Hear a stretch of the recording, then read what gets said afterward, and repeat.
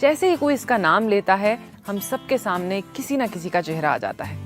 एक टाइम था कि कैंसर औरों को होता था, लेकिन पिछले 10-15 सालों में अपनों को होने लगा है। लेकिन ट्रीटमेंट का खर्च अब भी बहुत लोगों की पहुंच के बाहर है। हम सब उन केसेस के बारे में जानते हैं, अक्सर सुनते हैं, जहां लोगों ने अपने इन्वेस्टमेंट्स, अपने एसेट्स, यहाँ तक कि अपने घर तक बेच दिए to save a loved one. अब कैंसर ना होने की टिप तो मेरे पास नहीं है, लेकिन कैंसर से रिलेटेड फाइनेंशियल ट्रॉमा को अवॉइड करने की टिप जरूर है। हाय, आई एम वानी और इंश्योरेंस के बारे में मैं बहुत ही पैशनेट हूँ। क्यों? क्योंकि ये एक ऐसा एरिया है जो जितना इम्पोर्टेंट है उतना ही मिसअंडरस्टूड भी है। LIC और मैं इस वेब सीरीज के माध्यम से इंश्योरेंस के बारे में कुछ कंफ्यूजन्स दूर करना चाहते हैं। शुरू करें? तो आज की हमारी टिप है कैंसर सर्वाइवल पे, फाइनेंशियली ऑफ कोर्स। सबसे इंपॉर्टेंट चीज जो हमें ध्यान में रखनी है वो है कि हमारे पास बहुत ही लिमिटेड कंट्रोल है इस सिचुएशन में। हम अपनी हेल्थ का अच्छा ध्यान रख सकते हैं, रिस्क फैक्टर्स से दूर रह सकते हैं, लेकिन इसकी कोई गारंटी नहीं कि ये सारे प्रिकॉशंस लेने के बाद भी हम 100% सेफ रहेंगे। हम अपने चांसेस कम जरूर कर सकते हैं, but we can not bring these to zero. आजकल कितनी रिसर्च ऐसी है जो रोजमर्रा की चीजों को कैंसर से लिंक करती हैं, जैसे कि माइक्रोवेव्स, प्लास्टिक बॉटल्स वगैरह वगैरह वगैरह। हमें लगता है कि केवल स्मोकिंग और तंबाकू जैसी जानलेवा आदतों से दूर रहें तो हम कैंसर से भी दूर हैं, मगर अफसोस कि अब ऐसा नहीं है। सो इट्स एक्सट्रीमली इंपॉर्टेंट कि हम रेगुलर मेडिकल चेकअप्स कराएं। जितना अर्ली डिटेक्शन उतना बेटर प्रोग्नोसिस और उतना ही छोटा ट्रीटमेंट। सेकंड, अपने लिए एक कैंसर कवर पॉलिसी जरूर लीजिए। यस, क्योंकि यही एक ऐसा एरिया है जहां आपकी मेडिकल पॉलिसी भी कम पड़ सकती है।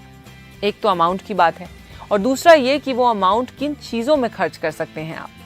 हेल्थ इंश्योरेंस आपके हॉस्पिटलाइजेशन कॉस्ट्स कवर करता है, मगर ट्रैवल कॉस्ट्स, उसका क्या? प्री हॉस्पिटलाइजेशन ट्रीटमेंट्स जैसे कीमोथेरेपी। क्योंकि कैंसर का इलाज अलग है, इसकी ज़रूरतें भी अलग होती हैं, और इसीलिए LIC ने कैंसर कवर प्लान को कुछ हटके बनाया है।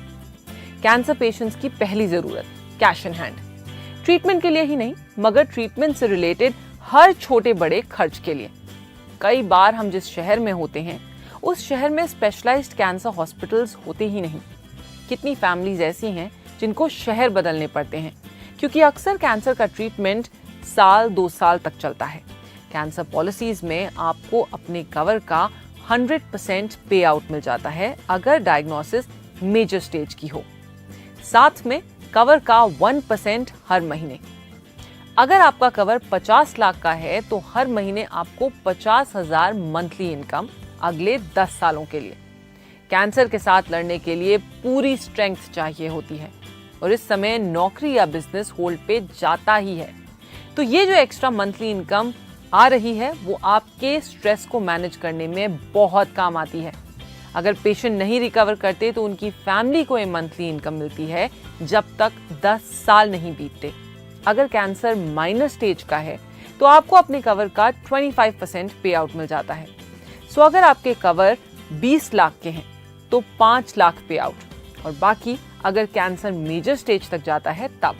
और ये सब आपके हर महीने के चाय कॉफी के खर्च से भी कम दाम में। जानते हैं, साल के 3,000 रुपए भी नहीं लगते 25 लाख के कवर के लिए, किसी 30 साल के इंसान के लिए, यानी हर महीने के 250 रुपए से भी कम। कैंसर कवर फैमिली के किसी बुजुर्ग की तरह ही है, समय आने पर पीछे नहीं हटता, और वो सब करते हैं जिनकी जरूरत है, बिना किसी कहा सुनी के। डायग्नोसिस से लेकर मंथली इनकम तक आपको बस डायग्नोसिस रिपोर्ट LIC की ब्रांच में सबमिट करनी होती है with no extra paper work. सुन के ही रिलीफ हुआ ना? इमेजिन कीजिए कि लाइफ के उस टाइम पे जब सारा फोकस रिकवरी पे रखना हो, ऐसा एक्चुअली हो पाए।